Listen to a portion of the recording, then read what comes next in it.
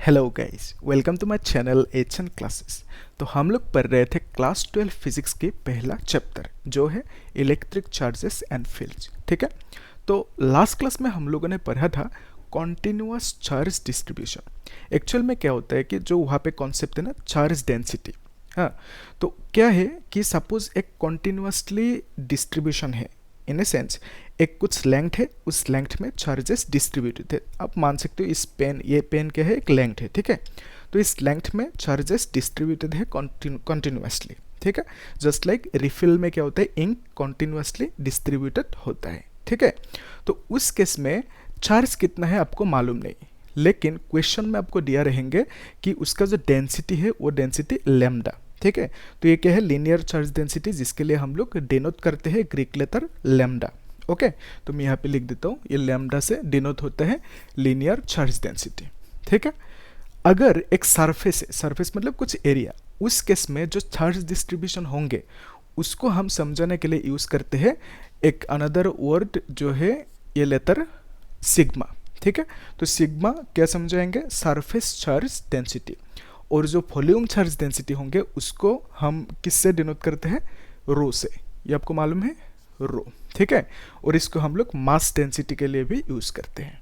ठीक है, तो ये सब चीज़ें हम लोगों ने लास्ट क्लास में समझा था अच्छे से, और उसका जो यूज़ होंगे, कहाँ पे हम यूज़ करेंगे, उसी यूज़ को हमने देखा भी था। ठीक है, एक्चुअल में क्या है कि आज की जो ये टॉपिक है, टॉपिक का नाम क्या है, electric field due to an infinitely long wire, okay, of uniform linear charge density. ठीक है, तो यहाँ पे मैंने क्या यूज़ किया, ये लैम्डा। ठीक है, तो ये जो लैम्डा है, लैम्डा क्या समझाएंगे आपको, मतलब charge density, linear charge density, ये लैम्डा समझाएंगे। ठीक है, तो यहाँ पे जो चार्ज होंगे वो चार्ज हमें नहीं दिया होंगे, हमें क्या दिया होंगे कि कितना डेंसिटी है उसका, उस बॉडी में जो चार्ज है, कॉन्टिन्यूसली डिस्ट्रीब्यूटेड जो चार्ज है उस बॉडी में, उस चार्ज की डेंसिटी दिया रहेंगे। ठीक है, तो इस टॉपिक को हम लोग एकदम बारीकी से डिटेल्स में देखेंगे, और अगर आप बोर्ड एग्जाम देंगे, ऑब्वियसली ये जो टॉपिक है आपके लिए बहुत ही ज़्यादा इंपॉर्टेंट है। ठीक है, तो नेक्स्ट क्लास में हम लोग और एक टॉपिक देखेंगे, इलेक्ट्रिक फील्ड फाइंड करना है। वहाँ पे भी किसकी इलेक्ट्रिक फील्ड, एक सपोज रिंग है, रिंग मतलब ऐसे सर्कुलर रिंग है ना, तो उस रिंग की वजह से यहाँ पे चार्जेस होंगे, उस रिंग में पूरा का पूरा रिंग में चार्जेस होंगे। ठीक है, तो आप समझ सकते हो एक बैंगल जैसे होता है ना, ओके, तो वो बैंगल मान सकते हो। ठीक है, उस रिंग में क्या है, पूरा का पूरा चार्ज है, उस चार्ज के लिए इलेक्ट्रिक फील्ड निकालना होता है ना, तो उसको भी हम देखेंगे नेक्स्ट क्लास में। ये दोनों टॉपिक बहुत ही ज़्यादा इंपॉर्टेंट है। ठीक है, और एक टॉपिक में कराऊंगा, सपोज वो रिंग सेमी सर्कल हुआ, तो उस केस में भी कैसा, किस टाइप का इलेक्ट्रिक फील्ड, मतलब इलेक्ट्रिक फील्ड जो जिस पॉइंट में निकलने देंगे ना, उसको भी हम देखेंगे। ठीक है, तो आज इस लेक्चर में कौन सी टॉपिक पढ़ेंगे, electric field due to an infinitely long wire. Okay, तो एक पूरा एक लंबा इन्फिनिटली लॉन्ग वायर है, उस वायर के लिए जो इलेक्ट्रिक फील्ड होंगे उसको हम लोग निकालेंगे आज इस लेक्चर में। ठीक है, और एक चीज़ मैं यहाँ पे बता दूँ, ये जो लेक्चर नंबर आज, ये लेक्चर नंबर कौन सी है, 19। ठीक है, तो मैंने आप लोगों से प्रॉमिस किया था कि मैं पूरा का पूरा वीडियोस बनाऊंगा, हर एक टॉपिक के ऊपर वीडियोस बनाऊंगा। ठीक है, और मैं वही कर रहा हूँ और करता रहूँगा। ठीक है, तो ऑलरेडी हम लोगों ने 18 लेक्चर्स कंप्लीट कर लिए इस टॉपिक के ऊपर, आप लोग प्लेलिस्ट में जाके देख सकते हो। ठीक है, तो इस चैप्टर का जो बाकी लेक्चर्स है उसको भी अपलोड कर दूंगा मैं। ठीक है, ओके, और बाकी जो चैप्टर्स हैं उसको भी हम लोग अच्छे से बारीकी से डिटेल्स में देखेंगे। ठीक है, तो ठीक है, फिर शुरू करते हैं इस टॉपिक को, है ना। ओके, हाँ, तो मैं आपको बार बार बोल रहा हूँ, ये टॉपिक ना बहुत ही ज़्यादा इंपॉर्टेंट है। ठीक है, बोर्ड एग्जाम के लिए, और नीट जो JEE एग्जाम्स है ना, उन एग्जाम्स के लिए भी इम्पोर्टेंट है ये टॉपिक। मतलब डायरेक्टली तो नहीं पूछेंगे, लेकिन कुछ फार्मूला डिराइव करने के लिए बोल सकते हैं, इन सेंस कुछ फार्मूला का ऑप्शन होंगे, वो ऑप्शन करेक्ट है कि नहीं पूछेंगे। ठीक है, तो उस पर्सपेक्टिव के लिए भी ये क्वेश्चन बहुत ही ज़्यादा इंपॉर्टेंट है। ठीक है, तो देखो, आप लोग पेपर पेन लेके बैठ जाओ ना, क्या कर रहे हो। ठीक है, तो आराम से चीज़ों को, वीडियो को पॉज करो, पेपर पेन लेके इसे लिखते जाओ चीज़ों को, तब एकदम दिमाग में बैठ जाएंगे। ठीक है, तो देखो क्या कह रहा है, एक्चुअल में एक वायर है। ठीक है, यहाँ पे मैं एक वायर ड्रॉ कर रहा हूँ, ये क्या है, एक वायर है। ओके, तो देखो ये वायर एक्चुअल में इन्फिनिटली लॉन्ग वायर है। ओके, तो आप सोच रहे होंगे कि इन्फिनिटली लॉन्ग वायर मतलब कितना लंबा होंगे, क्या मतलब बहुत ही ज़्यादा लंबा होंगे? ऐसा नहीं है। तो जो इन्फिनिटी का कॉन्सेप्ट है उसका मीनिंग क्या है? फॉर एग्जांपल ये बुर्ज खलीफा है, ठीक है, मैं क्या बना रहा हूँ, ओके तो ये मान लेते हैं बुर्ज खलीफा है, ठीक है। तो बुर्ज खलीफा के कंपेयर में अगर आप एक छोटा सा ऑब्जेक्ट को देखें, एकदम छोटा सा गाड़ी का ही हाइट मान लो या कुछ एक बाइक का हाइट है, ठीक है, तो बुर्ज खलीफा की हाइट की कंपैरिजन में इसका हाइट बहुत ही ज़्यादा छोटा है। तो हम क्या बोलेंगे कि compare to Burj Khalifa this is a point object, ठीक है। तो इतना लंबा हाइट के कंपैरिजन में ये एक पॉइंट ऑब्जेक्ट है, ठीक है। लेकिन इसकी हाइट के कंपैरिजन में इसकी हाइट कितना है? इन्फिनिटली लॉन्ग है, मतलब बहुत ज़्यादा लंबा है, ठीक है। तो इसकी कंपैरिजन में, लेकिन अगर बुर्ज खलीफा की बगल में सपोज ट्विन टावर को खड़ा कर दिया, ठीक है, तो इस बिल्डिंग के कंपैरिजन में इसकी हाइट इन्फिनिट नहीं है, ठीक है, लेकिन इसके लिए इसकी कंपैरिजन में इसकी हाइट क्या है? इन्फिनिटली लॉन्ग है, ठीक है। यह है इन्फिनिटी का कॉन्सेप्ट। तो यहाँ पे जो मैं इस वायर को इन्फिनिटली लॉन्ग बोल रहा हूँ, इसका मीनिंग क्या है? किससे मैं इसकी हाइट को, इसकी लेंथ को मैं किससे कंपेयर कर रहा हूँ उसको समझते हैं, ठीक है। देखो असल में आपको क्वेश्चन में क्या पूछा गया, ठीक है, तो ये जो वायर है ये वायर क्या है? पॉजिटिवली चार्ज है, ठीक है, नेगेटिव भी हो सकता है, हमने मान लिया पॉजिटिवली चार्ज है। तो पॉजिटिव चार्ज होंगे तो इलेक्ट्रिक फील्ड निकलेंगे, ओके। तो हमको बोला गया कि इसकी वजह से यहाँ पे सपोज एक पॉइंट है इस जगह पे, ठीक है, तो यहाँ पे इसकी वजह से इलेक्ट्रिक फील्ड मिलेंगे, क्योंकि हमें पता है अगर एक चार्ज है, ठीक है, उस चार्ज की वजह से अराउंड द चार्ज हर जगह पे क्या होंगे? इलेक्ट्रिक फील्ड होंगे। तो यहाँ पे इस पॉइंट पे कितनी दूरी पे? लेट्स से आर डिस्टेंस दूरी पे, तो यहाँ पे इलेक्ट्रिक फील्ड होंगे। ये जो इलेक्ट्रिक फील्ड का फॉर्मूला है क्या है? k/r², ठीक है। तो इस पॉइंट पे हमें इलेक्ट्रिक फील्ड मिला कितना? इतना, ठीक है। तो देखो सिमिलरली यहाँ पे भी चार्ज है, अगर चार्ज होंगे तो इलेक्ट्रिक फील्ड भी अराउंड द चार्ज मिलेंगे, तो इसका मतलब इस पॉइंट पे इलेक्ट्रिक फील्ड मिलेंगे, ठीक है। लेकिन हमें पूछा क्या? यहाँ पे इलेक्ट्रिक फील्ड कितना मिलेंगे, उसका अमाउंट क्या है, यानी आप बोल सकते हो उसका जो फॉर्मूला होंगे वो फॉर्मूला क्या है, ठीक है। तो इस पॉइंट में जो इलेक्ट्रिक फील्ड होंगे, ओके, तो उसकी फॉर्मूला हमें चाहिए, ठीक है। ये हम आज की लेक्चर में फाइंड करेंगे कि formula for the electric field at this point due to this wire, यही टॉपिक है, यस, ओके। तो आप लोगों को समझ में क्या हम लोग फाइंड करने जा रहे हैं? ओके, देखो तो इस केस में देखो अगर एक चार्ज है, उस चार्ज की वजह से यहाँ पे हमने इलेक्ट्रिक फील्ड इस फॉर्मूला की मदद से निकल सकते हैं। तो क्या सिमिलरली इसकी वजह से भी यहाँ पे जो इलेक्ट्रिक फील्ड होंगे इस फॉर्मूला की मदद से हम निकल सकते हैं, ओके। तो एक्चुअल में आप बोल सकते हो यस और नो भी बोल सकते हो, क्यों? क्योंकि इस फॉर्मूला को हम लोग डायरेक्टली यहाँ पे यूज़ नहीं कर सकते, इनडायरेक्टली करेंगे।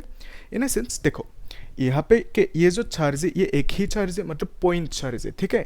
तो पॉइंट चार्ज की वजह से यहाँ पे जो इलेक्ट्रिक फील्ड होंगे उसके लिए ये फॉर्मूला है, लेकिन यहाँ पे तो पॉइंट चार्ज नहीं है ना।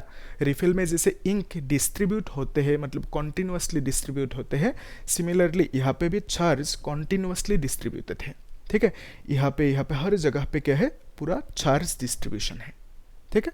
तो यहाँ पे पॉइंट चार्ज नहीं है, कॉन्टिन्यूस चार्ज डिस्ट्रीब्यूशन है। तो उस वजह से यहाँ पे हम लोग इस फॉर्मूला को डायरेक्टली यूज़ नहीं कर सकते, ठीक है, क्योंकि यहाँ पे चार्ज को हमने क्यों लिखा, लेकिन इसका चार्ज हमें मालूम ही नहीं।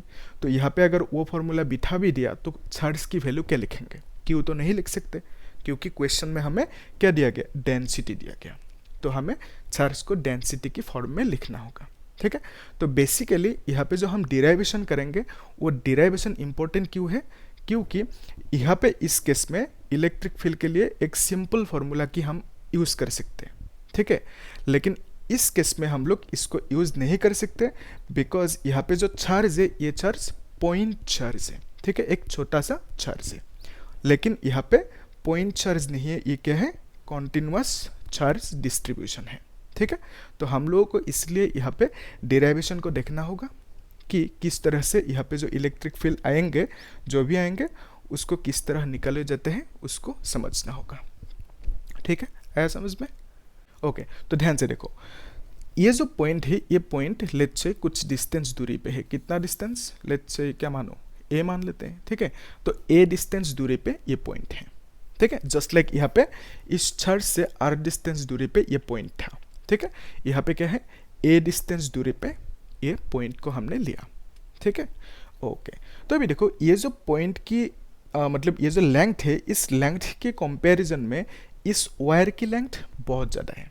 ठीक है, मैंने बोला ना यहाँ पे कंपेयर करना है, इसके कंपैरिजन में इस बिल्डिंग की हाइट बहुत ज़्यादा है।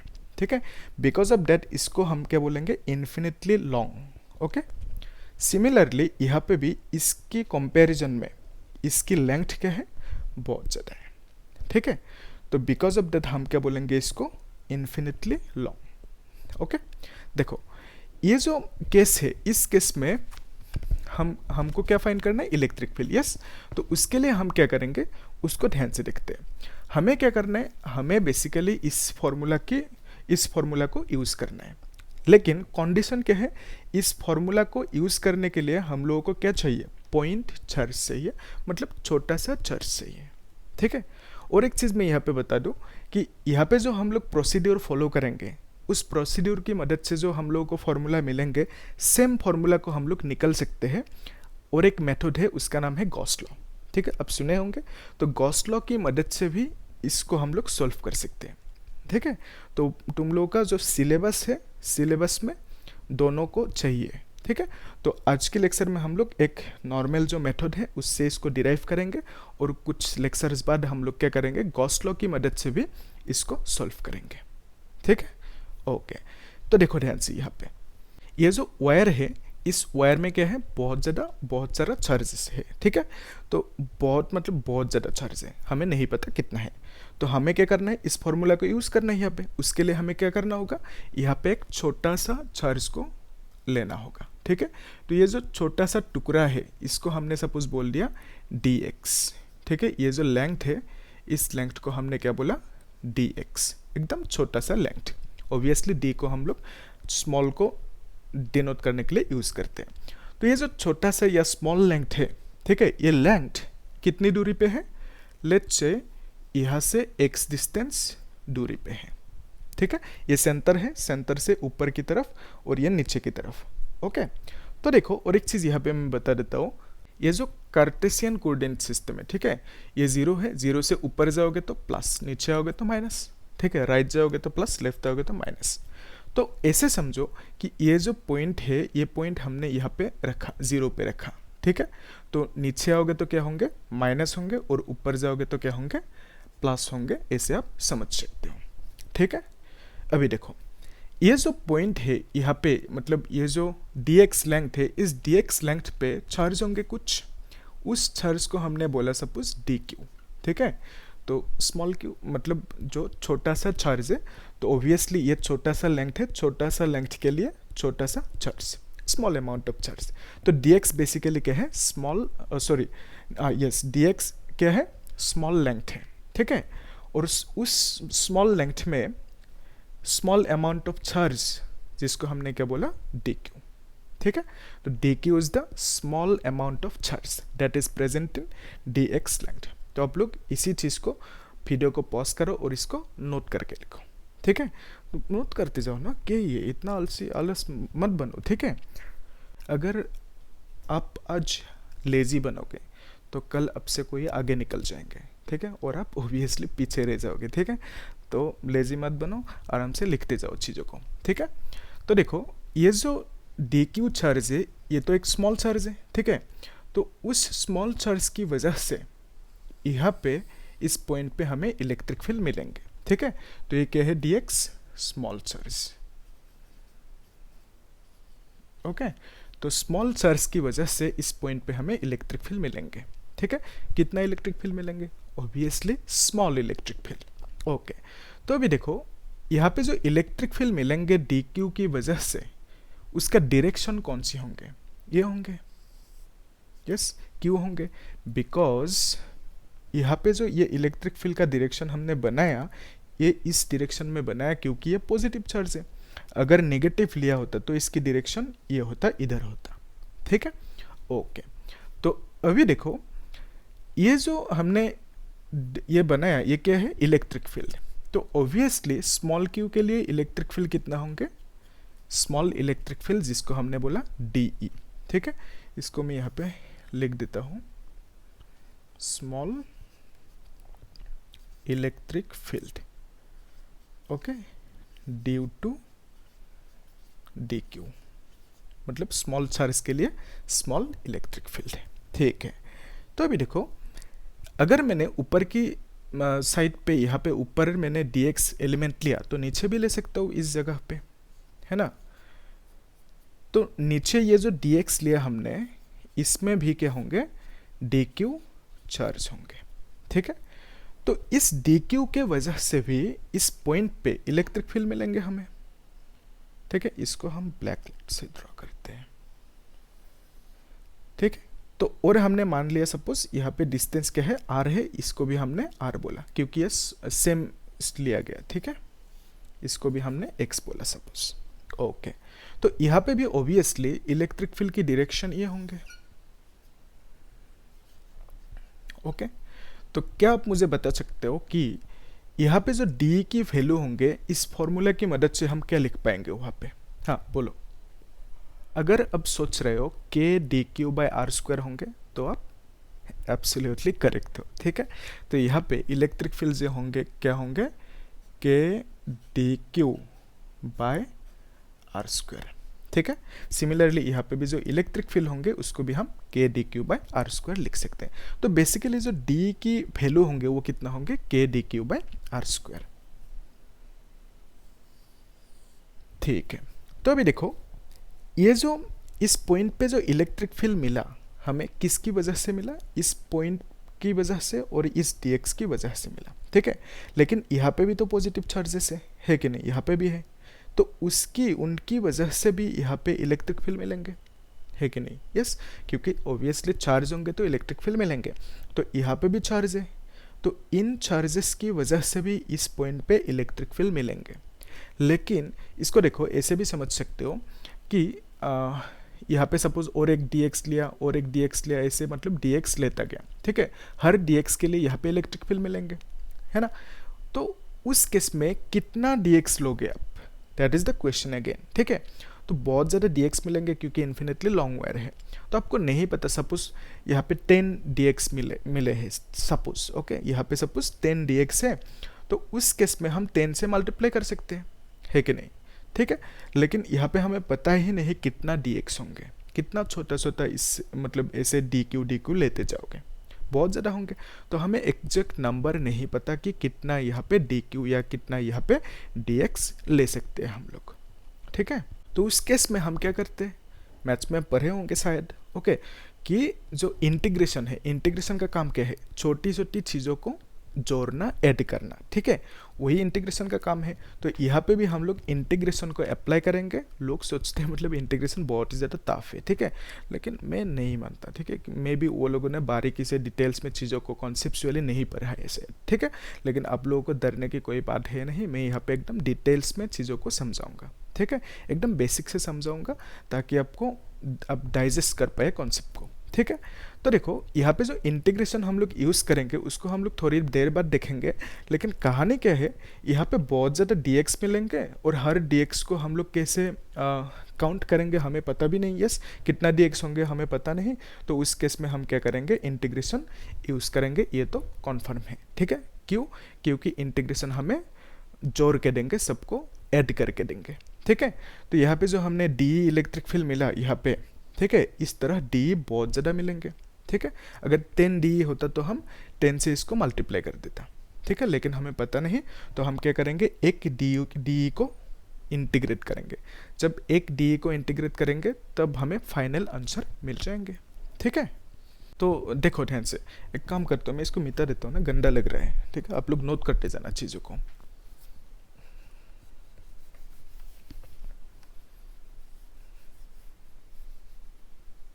ओके, तो यहाँ पे ये जो डी है, ठीक है, इस डी का दो कंपोनेंट है, क्योंकि ये वेक्टर है ऑब्वियसली, है ना। तो आपको मालूम ही है, यहाँ पे नहीं है तो देखो एक बार।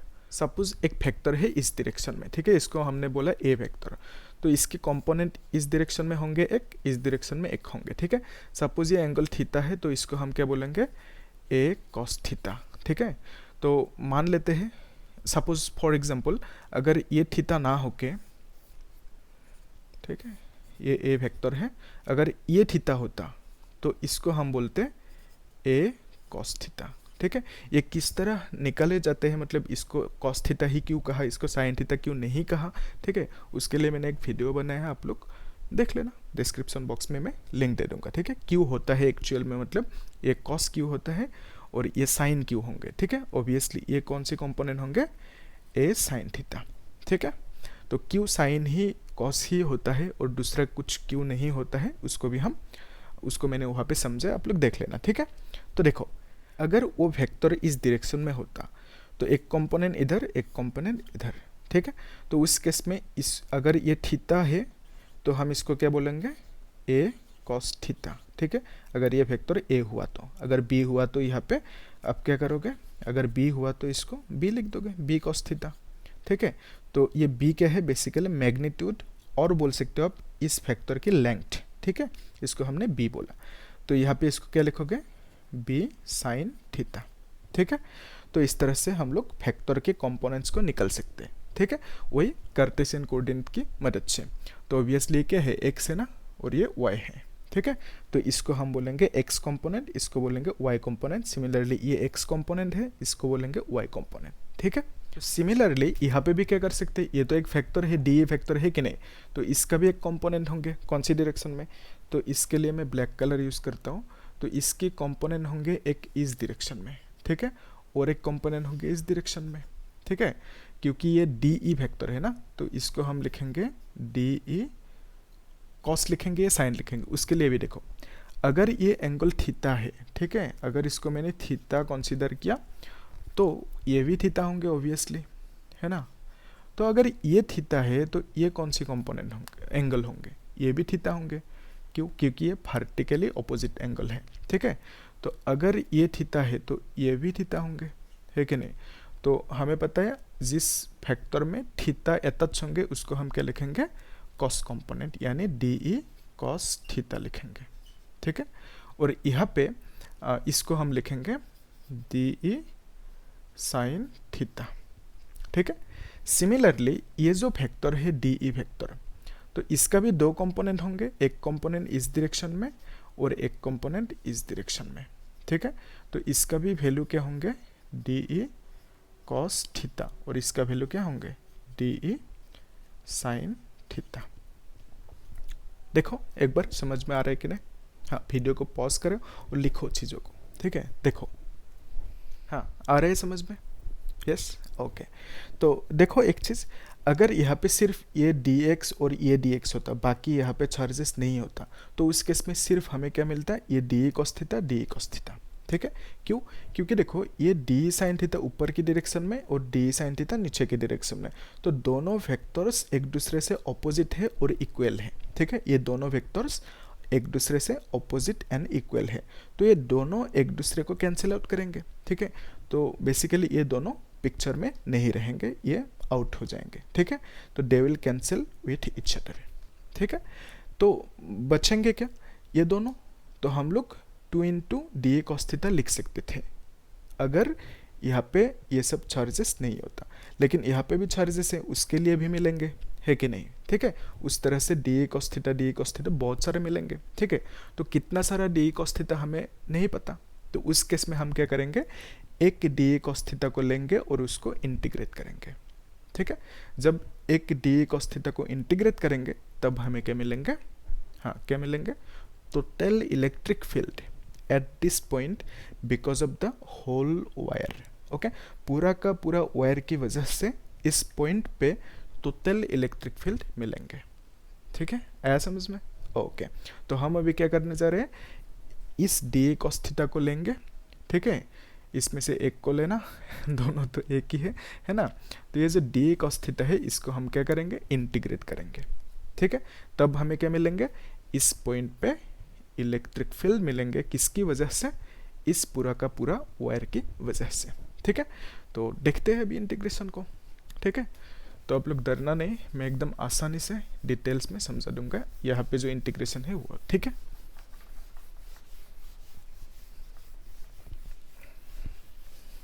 ओके। तो देखो कुछ दावते तो बोलना।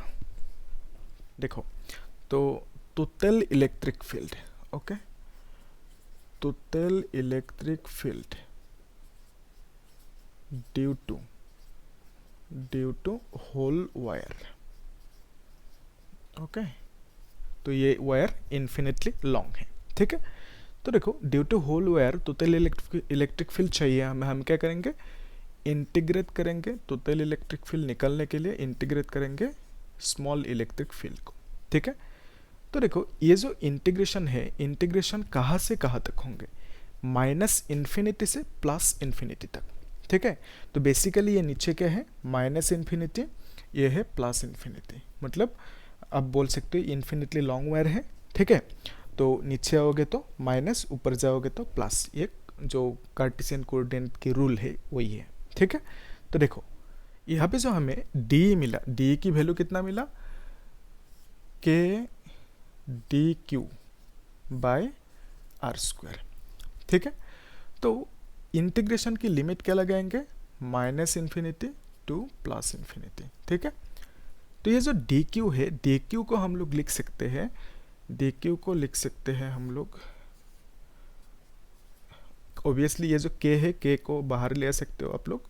ठीक है, तो डी क्यू को आप लिख सकते हो लैम्डा इंटू डी एक्स। ठीक है, क्योंकि देखो डेंसिटी, जो लीनियर चार्ज डेंसिटी है लैम्डा, उसको हम लिखते हैं एक्चुअल में क्यू बाय लेंथ, लेंथ को सपोज एक्स बोला, तो ऑब्वियसली अगर स्मॉल चार्ज है तो डी क्यू लिखेंगे, स्मॉल लेंथ है तो डी एक्स लिखेंगे। तो D Q is equal to D X lambda, यानी लैम्डा डी एक्स। ठीक है, तो यहाँ पे डी क्यू की जगह पे क्या लिखा, लैम्डा डी एक्स, और नीचे क्या है, आर स्क्वायर। ठीक है, तो और एक चीज़, जो के और लैम्डा है दोनों क्या है, कांस्टेंट है, इसको बाहर लेके आओ। ठीक है, के लैम्डा, ठीक है, और यहाँ पे D X by R square.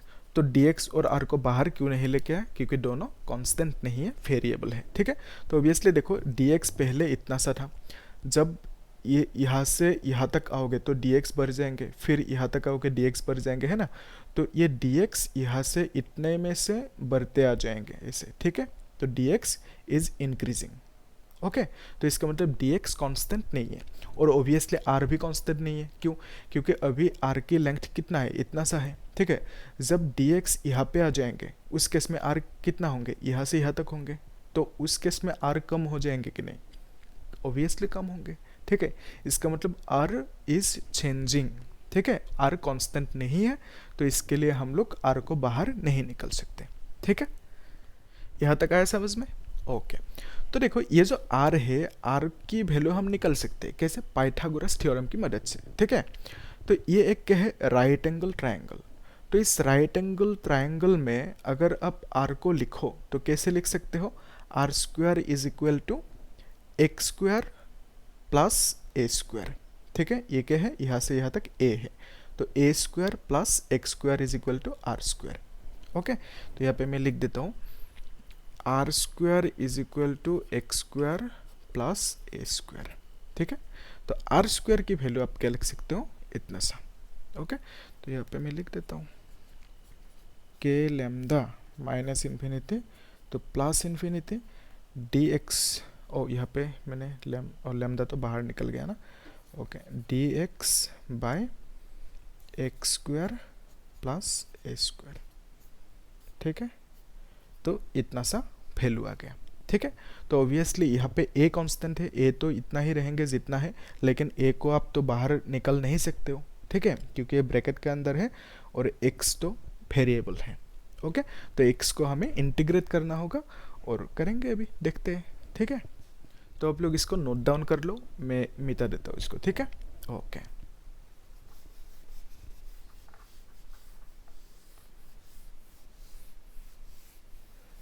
इसको भी मिटा देते हैं ना, क्या ये,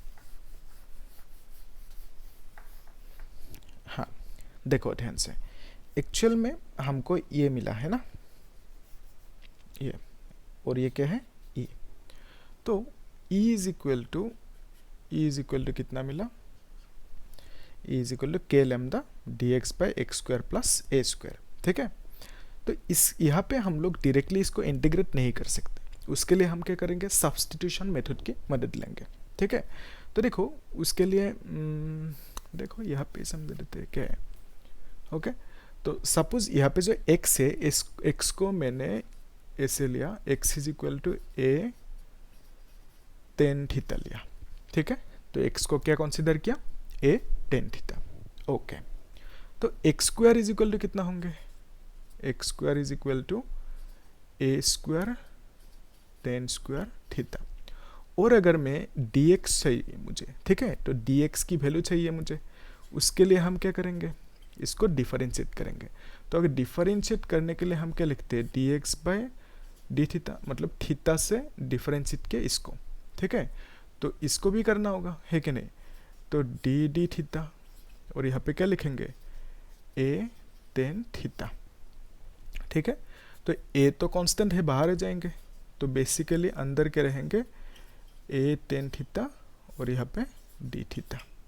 ठीक है, तो टेन थीटा की जो डिफरेंशिएशन फॉर्मूला है वो कितना है, D D theta of tan theta कितना है, सेक स्क्वायर थीटा। तो यहाँ पे हमें क्या मिला, D X by D theta is equal to कितना, ए सेक स्क्वायर थीटा। ठीक है, तो ये बेसिक मतलब फॉर्मूला है। ठीक है, तो टेन थीटा की डिफरेंशिएशन सेक स्क्वायर थीटा होते हैं। ठीक है, अभी देखो यहाँ पे आप dx की वैल्यू लिख सकते हो, तो dx is equal to A sec square theta D theta. ठीक है, तो ये आप लिख सकते हो इसे। ठीक है, तो हमें क्या मिला, x की वैल्यू इतना हमने लिया, ओके, और x स्क्वायर की वैल्यू इतना आया, और dx की वैल्यू कितना आया, इतना। ठीक है, तो इसको हम लोग यहाँ पे नोट करके रखते हैं। ओके, तो x की वैल्यू कितना लिया, ए टेन थीटा, ए टेन थीटा। ओके, और फिर यहाँ पे dx कितना मिला, ए सेक स्क्वायर थीटा, और यहाँ पे डी थीटा। तो ये हमें मिला। ओके, ऑब्वियसली एक्स स्क्वायर आपको मालूम है। ओके, तो इसको भी मिटा देते हैं, आप लोग नोट करके रखना। ठीक है,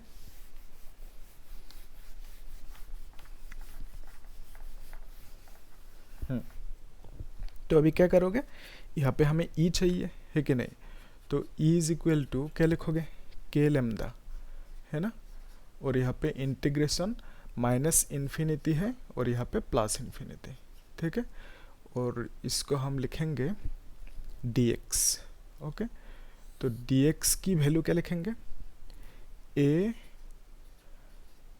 सेक स्क्वायर थीटा डी थीटा। ठीक है, और यहाँ पे जो ये नीचे x है ना, तो एक्स स्क्वायर की जगह पे क्या लिखेंगे, ए स्क्वायर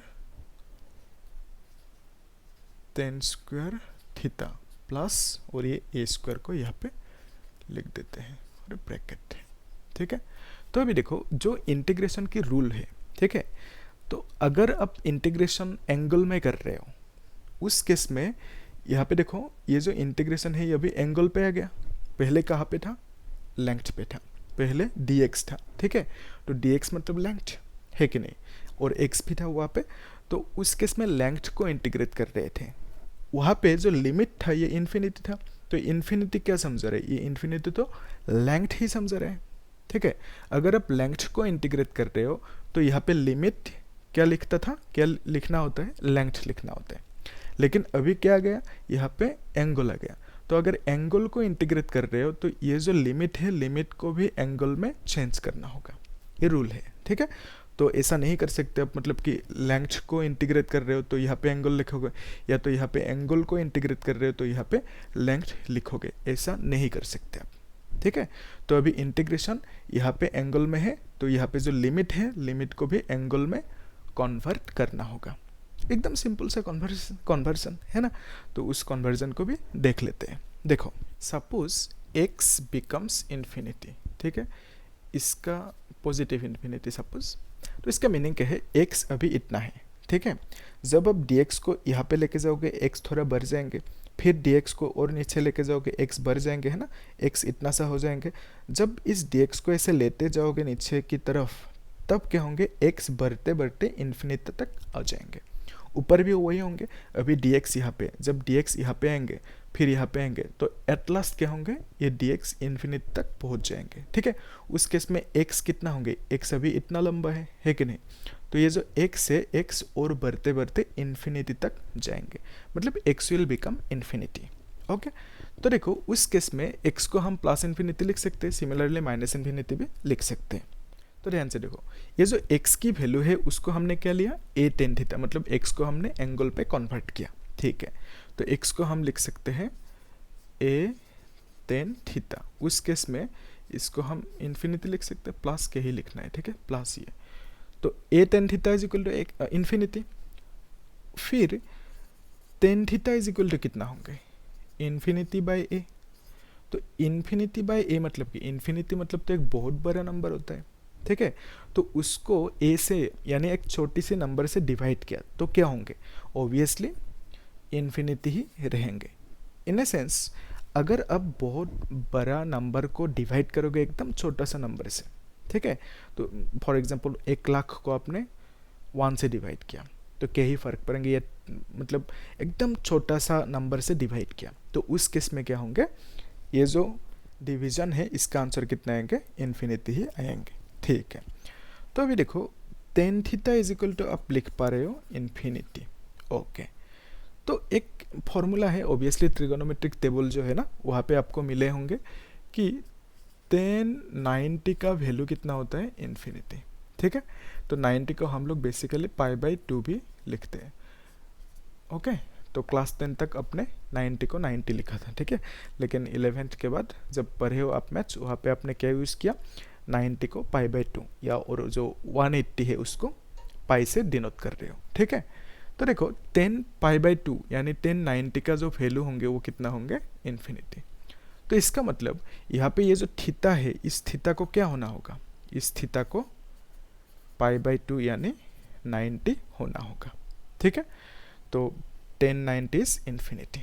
ओके, तो अभी यहाँ पे ये जो हमने थीटा इज इक्वल टू π/2 मिला, ये तो ऑब्वियसली पॉजिटिव π/2 है ना। तो अगर माइनस इन्फिनिटी लिया होता यहाँ पे तो क्या होता, अगर x को हमने सपोज माइनस इन्फिनिटी लिया होता तो थीटा की वैल्यू कितना आता, -π/2, ठीक है। तो अब इसको करके देखना आता है कि नहीं। तो अभी हमें क्या मिला, थीटा की वैल्यू +π/2, ठीक है। अगर पॉजिटिव इन्फिनिटी हुआ तो पॉजिटिव π/2 और नेगेटिव इन्फिनिटी हुआ तो क्या होंगे, नेगेटिव π/2। तो यहाँ पे जो ये लिमिट है, इस लिमिट को हम लोग चेंज कर सकते हैं। अगर नेगेटिव इन्फिनिटी हुआ तो नेगेटिव π/2, ठीक है। अगर पॉजिटिव इन्फिनिटी हुआ तो पॉजिटिव π/2, ठीक है। तो देखो एक बार समझ में आ रहा है कि नहीं, ठीक है। तो इसको ज़रूर से नोट डाउन कर लो, ठीक है, एकदम अभी कर लो नोट डाउन। अब जब चीज़ों को समझ के लिखते जाते हो, ठीक है, तब दिमाग में आराम से बैठ जाते हैं, मतलब परमानेंटली याद रह जाते हैं, आप बोल सकते हो, ठीक है। वो ज़्यादा इफेक्टिव होता है। पहले थोड़ा सा समझा, वीडियो को पॉज किया, फिर लिखो क्या समझा, है कि नहीं। तो पेपर पेन लेके बैठना चाहिए, तब मतलब एकदम इफेक्टिवली परमानेंटली याद रह जाते हैं, ठीक है। तो देखो वैसे तो लोग बहुत सारा स्टूडेंट्स पढ़ते ही रहते हैं, है ना, लेकिन जो टेक्निकली इफेक्टिवली पढ़ते हैं वही सिक्सर मारते हैं, है कि नहीं। ओके, तो देखो यहाँ पे ये जो क्वेश्चन है, ये जो इक्वेशन हमें मिला E is equal to this much, इसको इंटीग्रेट करना है, के लैम्डा तो कांस्टेंट है, और यहाँ पे क्या है -π/2 और यहाँ पे +π/2, ठीक है। और ये जो A है, A तो ठीक है अभी ऊपर ही लिख देते हैं, A sec theta d theta, ठीक है। और यहाँ पे a स्क्वायर को कॉमन ले सकते हो आप, है कि नहीं। क्या मिलेंगे, tan स्क्वायर थीटा +1, ठीक है, ये कॉमन लिया a स्क्वायर को। ओके, तो अभी देखो जब कॉमन लिया, इस a से इस a को हम लोग डिवाइड कर सकते हैं, है ना। तो हम लिख सकते हैं E is equal to how much, के लैम्डा, ठीक है। और ये एक a कैंसिल हो जाएंगे, एक a तो बाहर आ जाएंगे, यहाँ पे लिख दिया बाहर, ठीक है। तो -π/2 +π/2, ठीक है। तो यहाँ पे क्या मिला, sec square theta D theta divided by, ये जो लिखा हुआ है यहाँ पे tan स्क्वायर थीटा +1, इसकी वैल्यू कितना होता है, sec स्क्वायर थीटा, ठीक है। तो tan स्क्वायर थीटा +1 की जो फॉर्मूला है वो कितना है, sec स्क्वायर थीटा, ठीक है यहाँ तक।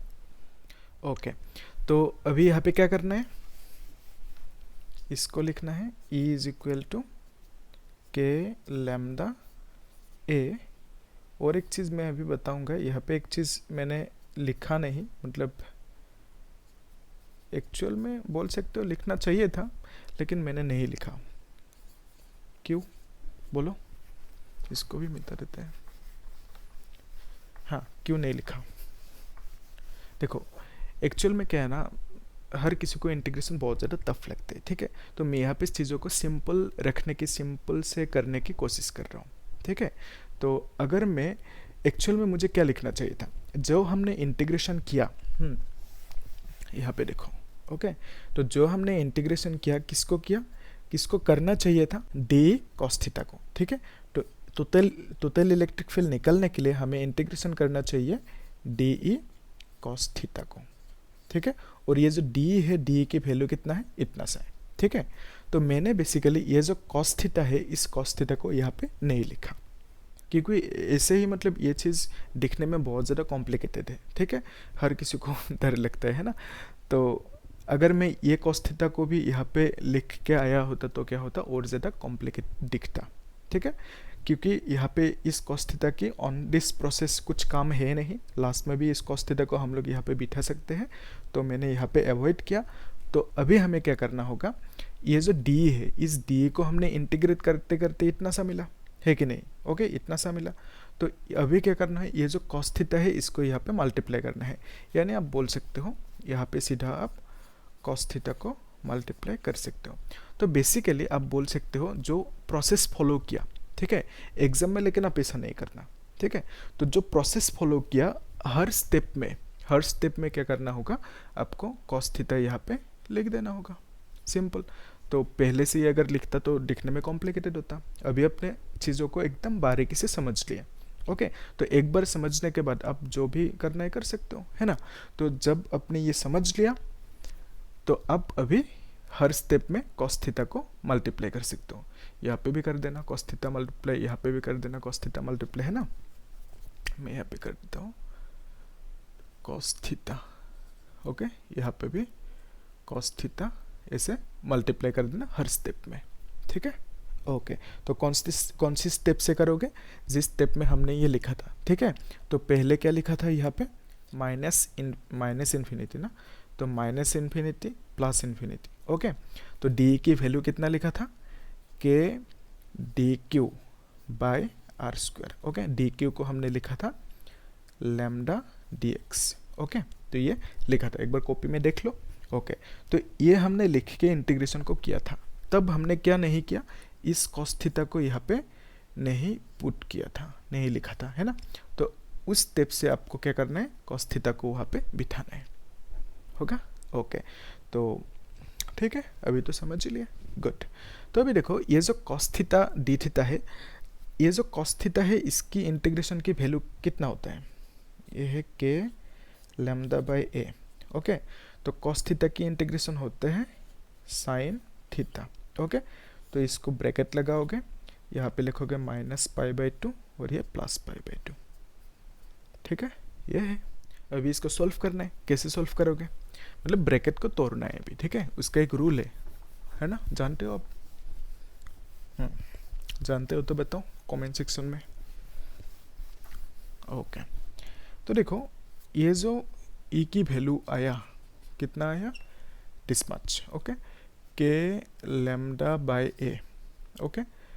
तो यहाँ पे एक्चुअल में क्या करना है, ये जो π/2 है, इस थीटा की जगह पे लिखना है साइन π/2, और एक माइनस लगाना है, फिर साइन, यहाँ पे क्या करना है, -π/2, ऐसे लिखना है, ठीक है।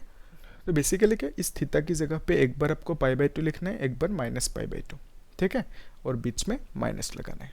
ओके, अभी देखो ये जो यहाँ पे के λ/a है ना, तो साइन 90 का वैल्यू कितना होता है, 1 है कि नहीं, यस, माइनस, तो साइन -90, ओके, साइन -90 का वैल्यू होता है माइनस साइन 90, ठीक है, तो ये फॉर्मूला है। तो आप इसको लिख सकते हो माइनस साइन 90, ओके। तो अभी क्या करोगे, के λ/a 1 minus minus plus sign 90 का वैल्यू 1, ठीक है, तो आप लिख सकते हो ट्वाइस के λ/a, ठीक है। तो ये जो e की वैल्यू है कितना आया, ट्वाइस के λ/a, ओके। तो अगर आप k की वैल्यू को लिखना चाहते हो तो लिख सकते हो, है ना, k की वैल्यू कितना होता है 1/4 पाई एप्सिलॉन नॉट, और यहाँ पे λ/a लिख दो। तो ये है टोटल इलेक्ट्रिक फील्ड की वैल्यू। तो इसको 2 से डिवाइड करके 1/2 भी लिख सकते हो, कोई दिक्कत नहीं है ना, ऐसे भी लिख सकते हो, ठीक है।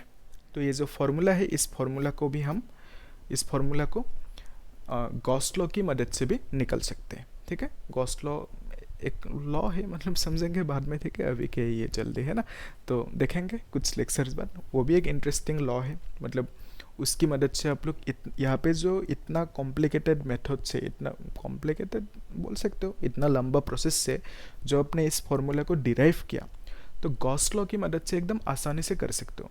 लेकिन क्या करते हैं बोर्ड एग्जाम में, वो लोग बोल देते हैं आपको स्पेसिफाई करके कि find the electric field by using Gauss law, और बोल सकते हैं find the electric field due to a uniformly long wire. अगर वहाँ पे गॉस लॉ नहीं मेंशन किया तो आप इसको गॉस लॉ को यूज़ करके इसको नहीं निकल सकते, ठीक है। तो इसके कंपैरिजन में तो गॉस लॉ बहुत ही ज़्यादा ईजी है, ठीक है।